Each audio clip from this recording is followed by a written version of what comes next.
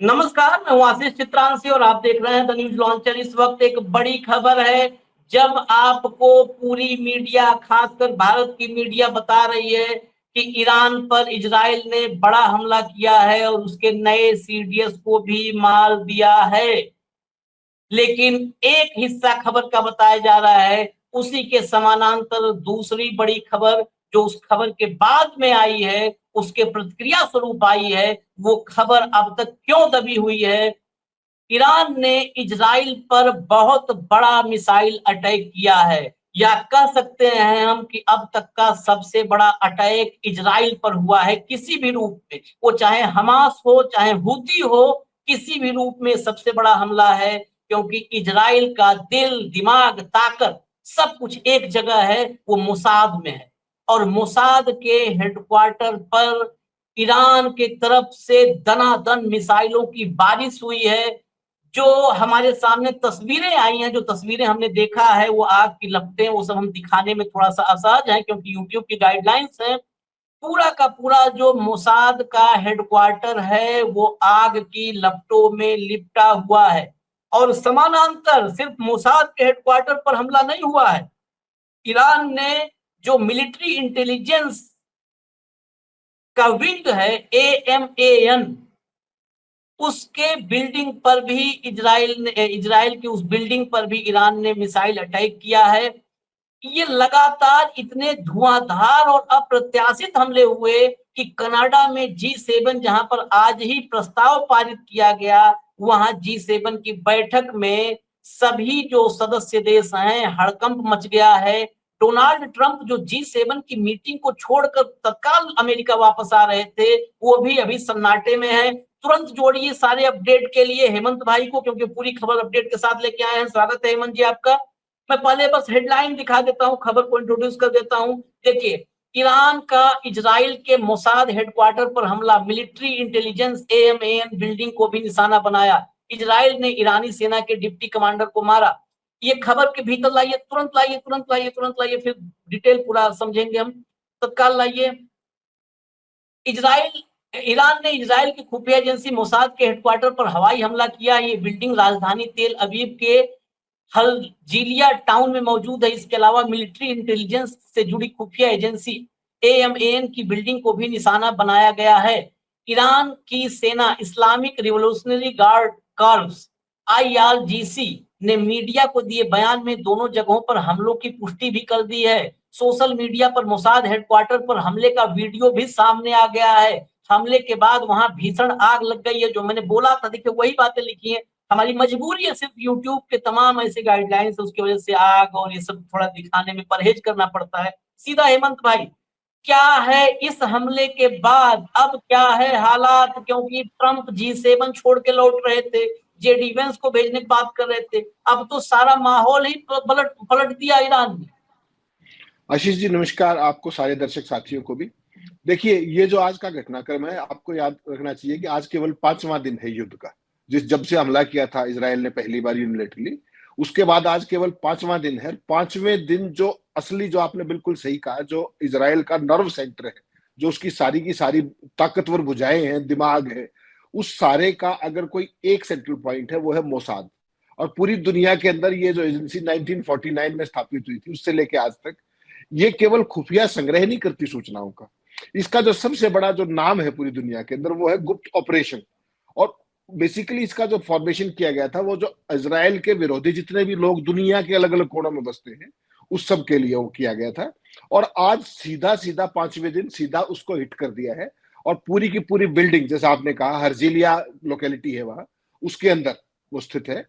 धू धू करके चल रही है पूरी की पूरी बिल्डिंग। इसका मतलब बिल्कुल साफ है कि वार का एक्सकलेशन नहीं हुआ है।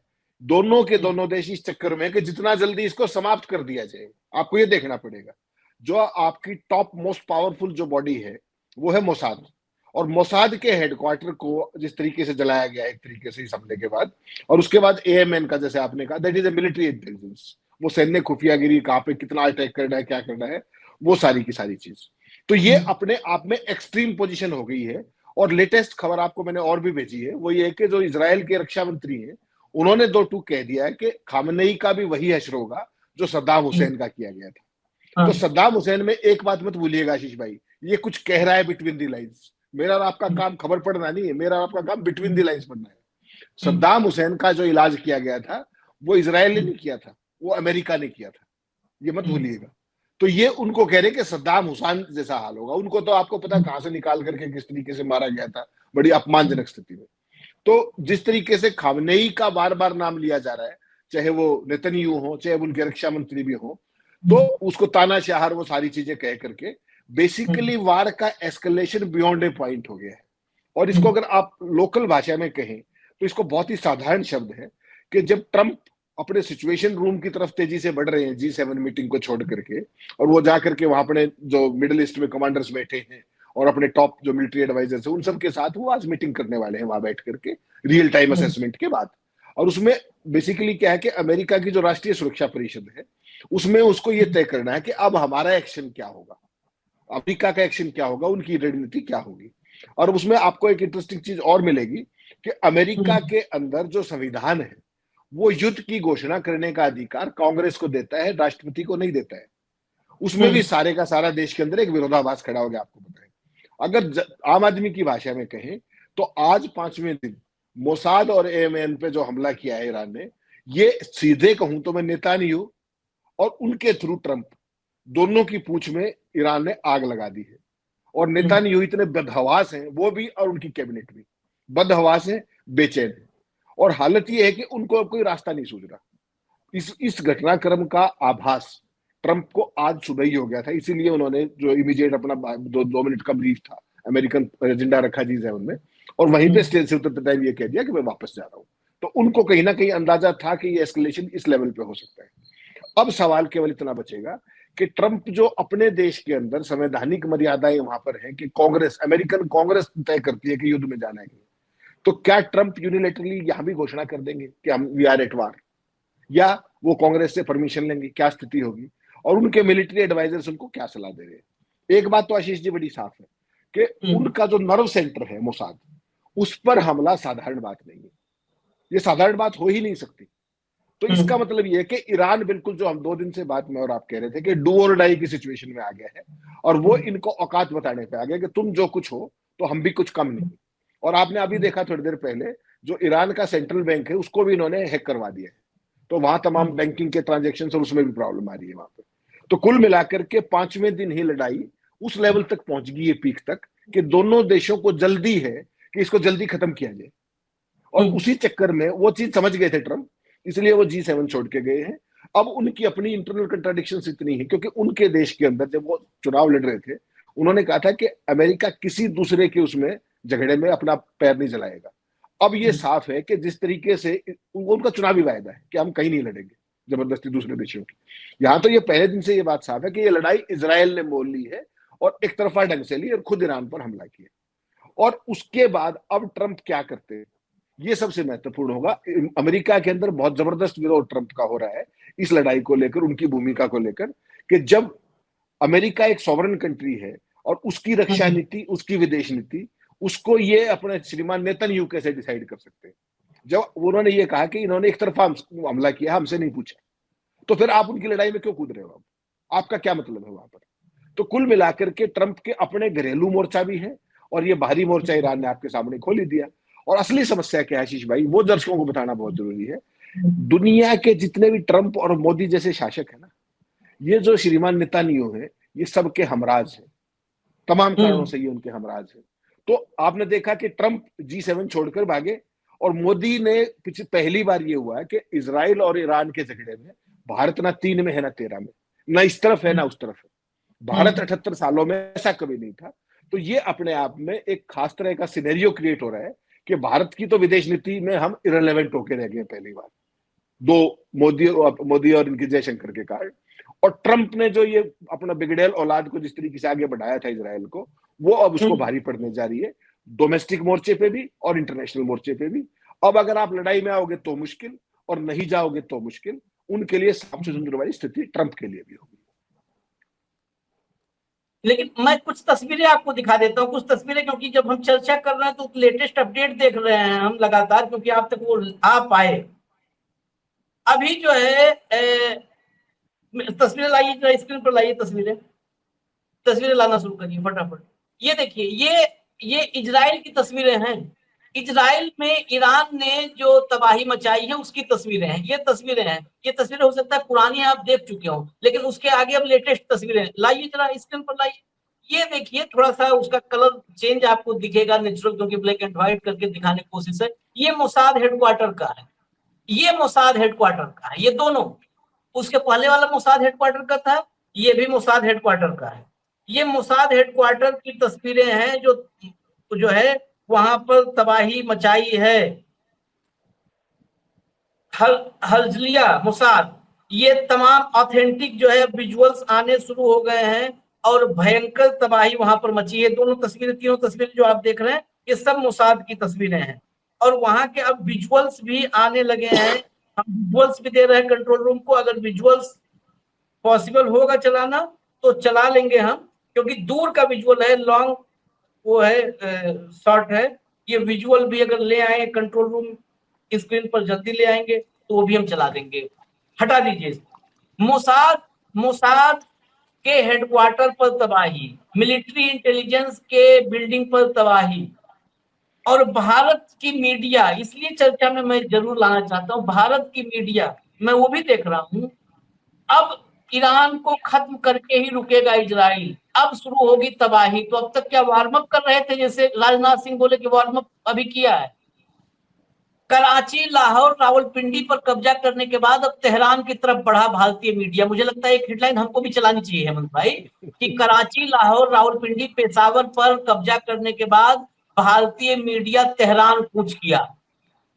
क्या नहीं चला देना चाहिए? अगर गलत हो तो बताओ, युद्ध नहीं, में बिल्कुल यथास्थिति बताओ। हाँ? बिल्कुल ठीक बात। देखिए आशीष भाई, इसकी गंभीरता इतनी ज्यादा है, दर्शक समझ पाए, क्योंकि इंडियन मीडिया को तो कोई समझ नहीं है, या वो उसको वो करते घुमाते। आपको ध्यान होगा, मोसाद को पूरी दुनिया में किलिंग मशीन कहा जाता है, इजराइल के विरोधियों की। पूरी दुनिया में कहीं भी कोई गुप्त ऑपरेशन करना हो, 7 समुद्र पार करना हो, किसी भी रूप में हो, इंडिविजुअली टारगेट पिन पॉइंट करके, चाहे वो एक बेडरूम के अंदर टारगेट करना पड़े, वहां टारगेट करते हैं। और ईरान के जो आर्मी चीफ थे पिछले, अगर आपको ध्यान हो, गाड़ी में एयरपोर्ट में हिट किया था सिंगल हैंडेडली, रिमोट गन से। तो ये उस तरह की सोफिस्टिकेटेड ऑपरेशंस को, जो गुप्त ऑपरेशन, सैन्य ऑपरेशन होते हैं, उनको करने में माहिर सिद्धहस्त, और दुनिया की सबसे खतरनाक एजेंसियों में से एक है। उसको इस तरीके से टारगेट कर दिया जा रहा। तो इसराइल के पास अब बचा क्या है? इसराइल पूरी दुनिया में किस बात की शेखी बजाता था कि हमारा आयरन डोम, हमारे ऊपर किसी तरीके का कोई हमला नहीं हो सकता। तो वहां तो पहले तो हिजबुल्लाह ही रॉकेट मार के भाग जाता था, और तमाम वो करके। अब जो है, जिस तरीके से ईरान ने पहले अपनी सुपरसोनिक मिसाइल्स, और उसके बाद अब हाइपरसोनिक मिसाइल्स के जरिए, और आप ये मत भूलिएगा कि वहां पर जो जो अपना अमेरिकन जो सिस्टम है एयर डिफेंस का, सारे वो भी लगे हुए हैं। पिछले 5 दिन से लगातार अमेरिका भी डिफेंड कर रहा है, उनके जो एंटी मिसाइल सिस्टम है वो भी काम कर रहे हैं, थार्ड और ये सारी चीजें। इनका अपना आयरन डोम है। उसके बावजूद ईरान की हिमाकत देखिए कि वो मोसाद को, वो एएमएन को, और सारे इनके वाइटल इंस्टॉलेशन को डायरेक्ट हिट कर रहे हैं। तो कहां गया आपका सारा सिस्टम? कहां गई आपकी एयर डिफेंस? कहां गया आपका आयरन डोम? ये वो चीज है। बेसिकली एक चीज आपको देखनी पड़ेगी आशीष जी, जब जिंदगी में अस्तित्व का संकट आ जाता है ना, चाहे वो कोई व्यक्ति हो, चाहे कोई राष्ट्र हो, तो उसके पास फिर डू और डाई के अलावा कुछ बचता नहीं। और अमेरिका ने जिस तरीके से ब्लैकमेल किया अपने ईरान को, आप ये देखिए ना कि कल तक आप मुझसे बातचीत कर रहे हैं, मध्यस्थता कर रहे हैं कि भाई आप इसके जो न्यूक्लियर डील है इसको खत्म वो कर लीजिए, क्लोज कर लीजिए 60 दिन तक, और 61वें दिन आप मेरी हत्या करवा देते हो। यही काम इसराइल ने क्या किया, हमास के साथ किया था, कि जो मध्यस्थता कर रहे थे उन सबको मार डाला। यहां ईरान के अंदर जो लोग बेचारे उसमें न्यूक्लियर डील में सारे बातचीत कर रहे थे, उनको एक ही झटके में सबको निपटा दिया। तो ये बेसिकली क्या है कि ये आइसोलेशन में मत देखिए इसको, इसके पीछे एक बहुत लंबा कॉन्स्पिरेसी एंगल है। और वो इजराइल के जरिए अमेरिका लगातार मिडल ईस्ट के अंदर रिजीम चेंज करने का, आपको अगर ध्यान हो, वहां के जो प्राकृतिक संसाधन है, यहाँ पर इस केस में वो तेल है, प्राकृतिक गैस है, वो सारी चीजें, उनको लूटने की एक ये फिक्स स्कीम है इनकी। वो क्या है कि जैसे बार बार खमनेई का हाल, खमनेई को मारे बिना युद्ध खत्म नहीं होगा, आज भी कहा नेतन्याहू ने, अगर आपको ध्यान हो। अब रक्षा मंत्री ये कह रहा है इसराइल का कि इनका सद्दाम हुसैन वाला हाल करेंगे। वो क्यों कह रहे हैं कि यहाँ पे रिजीम चेंज करो, ये खमनेई काम नहीं आ रहे, काबू नहीं आ रहे, और उसके बाद आप अपने किसी अपने चेले को बिठा करके वहां, और वहां के संसाधनों की लूट कीजिए। ये पूरे का पूरा रिजीम चेंज के पीछे इनकी एक लगातार कॉन्स्पिरेसी और सोच रही है, जहां भी अमेरिका और इजराइल मिलकर इस तरह के ऑपरेशन करते हैं। हमास का आपने देख लिया, 55,000 लोग मार दिए, वो सारे आतंकी थे क्या? बच्चे, छोटे छोटे बच्चे, महिलाएं, बुजुर्ग, किसी के ऊपर। अब इनको क्या याद आ रहा है? अब इनको मानवाधिकार याद आ रहा है, अब इनको संयुक्त राष्ट्र याद आ रहे हैं, अब इनको मीडिया याद आ रहा है। तो आप समझिए इजराइल के दो चेहरे। ना तो हम इजराइल के समर्थक हैं, जो शासन है वहां का, ना हम ईरान के समर्थक हैं, वहां की जनता के समर्थक जरूर, क्योंकि वो दोनों के दोनों, ईरान भी कट्टरवादी देश है, कट्टरपंथी देश है, लेकिन वहां की जनता का तो कोई कसूर नहीं ना। इसी तरीके से इजराइल का जो नेतन्याहू है, उसकी नीतियों से मेरा आपका विरोध हो सकता है, लेकिन जनता तो बेचारी बेकसूर है। लेकिन समस्या देखिए क्या है, मर जनता रही है, उन दोनों का तो कुछ बिगड़ नहीं रहा है। जिन्होंने कट्टरपंथ को यहां तक ला करके, चाहे महिला अधिकार हो, चाहे बाकी लोकतांत्रिक अधिकार हो, उनकी बजाय जो ये अपने विम्स के ऊपर देश चला रहे हैं, तो अल्टीमेट पीड़ित तो जनता है ना भाई, और वो इस युद्ध की भी भुगत भोगी रही है। मैं फाइनल सवाल के लिए रोकूंगा आपको। फाइनल सवाल के लिए यही है, जनता की जो आपने बात कही, इजराइल की जनता ही देखिए, कई बार क्या होता है कि हम लोग इजराइल की जनता से ज्यादा व्याकुल शायद हम लोग भारत के लोग हो जाते हैं, और भारत के भक्त भक्त हो जाते हैं। भक्त एकदम नेतन्याहू नेतन्याहू नेतन्याहू।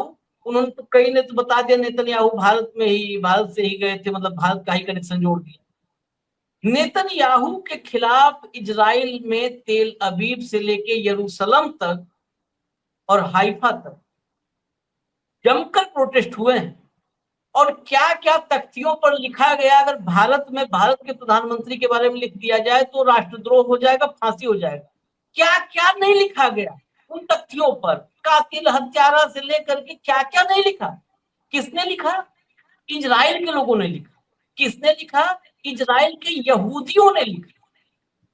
मेरा ये सवाल है कि क्या ये इजराइल बनाम ईरान खाली हम लोग देख रहे हैं, इसके पीछे सत्ता की जो लोलुपता है, ट्रंप भी अमेरिका में उनकी कुर्सी भी सेफ नहीं है। इजराइल में नेतन्याहू के खिलाफ लगातार प्रोटेस्ट चल रहे थे। अभी ये ईरान वाला छेड़ने के 2 दिन पहले वहां प्रोटेस्ट हुआ था सड़कों, नेतन्याहू कुर्सी छोड़ो, सत्ता छोड़ो तुम। ये लगातार इजरायली मांग कर रहे हैं। अमेरिका में वो सेफ नहीं है। क्या ईरान एक ऐसा टारगेट बना कि जिसके प्रति पहले से था कि भाई परमाणु ठिकाने इनके हमको चेक करने हैं, जांच करना है, डील करना है, बहुत सारा था। एक ऐसा टारगेट कि चलो इसी टारगेट में कई लोगों की कुर्सी बच जाएगी, इधर नेतन्याहू से, उधर ट्रंप से। ये सब के सब मानवता की हत्या करके, आम आदमियों को मार करके ये सब अपनी कुर्सी क्या बचा रहे हैं। ये बहुत महत्वपूर्ण है, इस पर कोई चर्चा नहीं कर रहा है हेमंत भाई। नहीं आशीष जी, 2 लाइन की बात है सिंपल सी। नेतन्याहू पिछले 10 सालों से कर क्या रहे? पूरे इजराइल को संघर्षों में छिड़ा करके, संघर्षों में उलझा के अपनी सत्ता बचाए हुए। कभी बहुमत कम हो जाता है, कभी ज्यादा हो जाता है, लेकिन कुर्सी से नहीं हटते। उसका खेल समझना पड़ेगा। वो आदमी आकंठ भ्रष्टाचार में डूबा हुआ है, कहने को लोकतांत्रिक है, लेकिन उसकी जो नीतियां हैं वो देश को युद्ध में उलझाए रखने की निरंतर। आज हमास के साथ, कल हिजबुल्लाह के साथ, परसों ईरान के साथ, फिर किसी और के साथ, कभी लेबनान के साथ। ये आपको इसका पीछे की मंशा देखनी पड़ेगी। उसका फॉल आउट क्या हुआ आज देखिए आप। इजराइल के लोग आमतौर पर इजराइल का जो बाहुबल है उससे बड़े प्रभावित रहते हैं, और जो सीना आप आज इजराइल में देख रही है, ये इजराइल बाकी देशों में करता था। पहली बार ये ऐसा हुआ है कि ईरान ने जो काउंटर अटैक किया, प्रतिघात किया, उसके बाद लाखों लाख इजरायली रात को बंकरों में रात काट रहे हैं। उनकी आदत अब तक क्या थी कि वो दूसरे हमास को जब तबाह किया जा रहा था, जब इसमें फिलिस्तीन में जब तबाही की जा रही थी, तब भी तो ये इजरायली वही थे, लेकिन इनकी आंखों पे वही भक्तों वाला चश्मा था। वो बीच बीच में जो वहां पे रेलेवेंट लोग हैं, समझदार लोग हैं, वो लगातार विरोध करते हैं। नेतन्याहू का लगातार विरोध है। पिछले चुनाव में उनका वो बहुमत भी कम हुआ, सारी बात हुई। उसके बावजूद भी उनको ये लगता था कि नेतन्याहू जैसे होता है ना, मैं तुम्हारा इकलौता 56 इंची रक्षक हूं, मैं बचाऊंगा तुम्हें। इस बार जिस तरीके का काउंटर अटैक हुआ है ईरान से, उसके बाद पहली बार आपको लाखों लाख इजरायली आपको बंकरों में दिखाई दे रहे हैं। उनकी रातें बंकरों में कट रही है, and they are not used to it. उनकी आदत नहीं है। तो पहली बार कहीं ना कहीं अंदर से दिख रहा है कि इस व्यक्ति ने तुम्हें बहला फुसला करके लगातार युद्धों में घसीट के रखा। और वहां तो आपको पता है मिलिट्री सर्विस भी वो है, जरूरी है हर आदमी के लिए। मिलिट्री सर्विस, जो भी स्वस्थ आदमी है वो मिलिट्री सर्विस, है महिला हो चाहे पुरुष, जो भी 18 साल से ऊपर का है, सैन्य सेवा वहां पर अनिवार्य है। हाँ अब हाँ। उनको समझ में आ रहा है कि आप देखिए ना कि जिस तरीके से आप भाई देश का आयरन डोम के नाम पर, वही तो आपके पावर सेंटर थे, वो आयरन डोम फेल, मोसाद पे अटैक, एएमएन पे अटैक, तो फिर ठीक है, फिर तुम्हारे पल्ले क्या है, तुम कौन सा युद्ध जीत गए? अगर इंडिविजुअल बात करो आप वन वन ऑन वन, अगर आप इसराइल बनाम ईरान करो, तो ये तो बात माननी पड़ेगी ना कि ईरान बिल्कुल हारा तो नहीं है, उन्होंने बराबर की टक्कर दी है, और वहां हिट किया जहां हार्ट करता है। तो ये इसराइल की जनता को भी ये समझ में आ रहा है कि नेतन्याहू में मरवाएगा। 10 सालों से लगातार जिस तरीके का युद्धों में उलझा रखा है, युद्ध किसी भी चीज का समाधान हो ही नहीं सकता। आपको भी पता है इस बात का, सभ्य समाज के अंदर आप लगे रहो, आपकी सत्ता तो बनी रहेगी, लेकिन देश बर्बाद हो जाएगा, पीढ़ियां बर्बाद हो जाएगी। तो जो भी ये सत्ता लोलुप लोग हैं, जो सुबह से शाम तक वार मॉन्गरिंग करके, देश को डरा करके, बहकी राजनीति करके अपनी सत्ता बचा सकते हैं, देश का विकास नहीं कर सकते। इसराइल की असलियत क्या है कि हाई एंड टेक्नोलॉजी और मिलिट्री हार्डवेयर उसके चैंपियन है, वो पूरी दुनिया को देते हैं। वो पेगासस जैसे मतलब किलर टाइप के भी सॉफ्टवेयर देते हैं, तमाम तरह की चीजें। तो बेसिकली जो हाई एंड टेक्नोलॉजी है, वो उसकी एक अपनी लिमिटेड, वो है। आयरन डोम फेल हो गया ना, हाइपरसोनिक मिसाइल के सामने थर्ड भी बैठ गया ना आपका, पूरी अमेरिकन एडी फेल होगी ना। आपको क्या लगता है इसराइल को अमेरिका ने अपने हाल पे छोड़ रखा है? सारे के सारे मिडिल ईस्ट के सिस्टम एक्टिवेटेड है उनके एडी के, उसके बावजूद ईरान इनको ठोक रहा है। तो मतलब समझ लीजिए क्या है कि सारे रियल टाइम टेस्टिंग में फेल हो गए कहीं ना कहीं। नहीं तो थर्ड तो यही दावा करता है कि कोई मिसाइल अटैक ही नहीं कर सकती उस एरिया के अंदर, यही तो है। और भारत पाकिस्तान का जो भी ऑपरेशन सिंदूर हुआ, उसमें आपने देखा कि S-400 कितनी इफेक्टिव रही हमारी, नहीं उनका कोई भी मिसाइल आ पाया उस तरीके से। लेकिन यहाँ तो हाइपरसोनिक 12,500 किलोमीटर स्पीड है भाई साहब, पर आवर की, कैसे रोकोगे उनको? सारी टेक्नोलॉजी आपकी एक्सपोज होगी। इसमें इसराइल एक्सपोज नहीं हो रहा, इसमें अमेरिका भी साथ एक्सपोज हो रहा है कि तुम्हारे डिफेंस हाँ, सिस्टम्स कितने इफेक्टिव है, कितने की नहीं।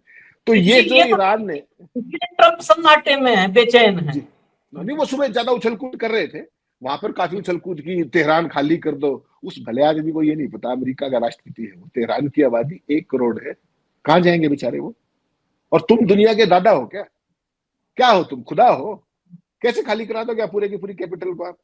ये तो नहीं कि भाई एक जिम्मेदार शासनाध्यक्ष के, राष्ट्राध्यक्ष के नाते उसको सीज फायर की तरफ ले जाए। उसको उल्टा ये कह रहे कि तेहरान खाली कर दीजिए। बताइए, वहां एयरफोर्स वन में जब वो जैसे हमसे वापस आ रहे थे, जर्नलिस्टों ने पूछा कि भाई आपकी क्या स्कीम है, आप कैसे बीच में आ गए, तो आपका क्या सीज फायर की बात करो? कहता नहीं नहीं नहीं, सीज फायर की बात नहीं करूंगा मैं, बहुत कुछ बड़ा होने वाला है। और वो बड़ा होने वाला आप समझ सकते हैं क्या है? कि जो इनके जो न्यूक्लियर पावर प्लांट है वो बहुत गहराई में है, 1 से 1.5 मील की गहराई में है, और उसको हिट करने के बंकर बस्टर जो बम होते हैं उससे काम नहीं चलेगा, तो और ज्यादा इंटेंसिटी का वो चाहिए। तो जो इसराइल का राजदूत है अमेरिका के अंदर, वो वहां ये कह रहे हैं ऑफिशियली कि वीरवार और शुक्रवार को आपको इस युद्ध का और एक पैमाना दिखेगा जो अब तक नहीं देखा गया है।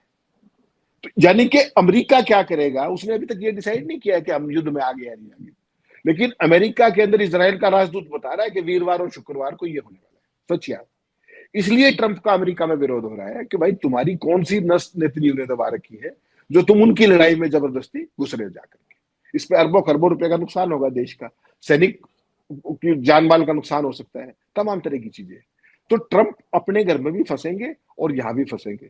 ईरान ने practically, for all practical purposes, मान के चलिए जो ये आज घटना हुई है मोसाद की और एएमएन की, इसमें नेतन्याहू और ट्रंप और पूरे इनके समर्थक और भारत के भक्त को भी ले लीजिए बीच में, उन सब की पूंछ में आग लगा दी है। अब ये जो है स्थिति, अब ये मान लीजिएगा कि ईरान पीछे नहीं हटने वाला है, और वो भारत की तरह एक टेलीफोन पर संघर्ष विराम कर लेगा, इसमें मुझे बहुत गंभीर शक है। अब ये लड़ाई आर पार की होगी और इसके बहुत सीरियस कंसिक्वेंसेस भी होंगे। अब ये वैसे नहीं होगा। असली बात यही है कि ये बहुत गंभीर, इसके जो नतीजे हैं वो बड़े गंभीर होंगे। वो कोई जीते, ईरान जीते, इजराइल जीते, लेकिन इसके नतीजे मानवता के लिए और पूरी दुनिया के लिए ये ठीक नहीं होने वाले हैं, ये तय मान लीजिए। क्योंकि ईरान को जितने हल्के में लिया था कि एक दिन में 24 घंटे में एक सरेंडर हो जाएगा, वो सरेंडर तो होता नहीं दिख रहा है, मामला उल्टा पड़ता दिख रहा है। आज भी डोनाल्ड ट्रंप अपने अंदाज में जो लिप सर्विस है उन्होंने किया है कि अब पूरी तरह सरेंडर करना होगा, अब उससे पहले हम नहीं रुकेंगे, अब कहीं नहीं रुकना है, अब कोई समझौता नहीं होगा। तो ईरान भी कहीं समझौते के मूड में नहीं नजर आ रहा है। तो इन हालातों में देखिए कहाँ पे गाड़ी रुकती है, खैर अभी हमें इजाजत दीजिए, हम ये आज अभी हॉट टॉपिक लेके नहीं आए हैं, हॉट टॉपिक इसके बाद हम लेके आ रहे हैं, आपके पास जल्दी ही लेके आ रहे हैं। ये बहुत महत्वपूर्ण खबर थी, ब्रेकिंग न्यूज थी, वो लेकर के आए थे। इजाजत दीजिए। धन्यवाद हेमंत भाई, धन्यवाद, नमस्कार।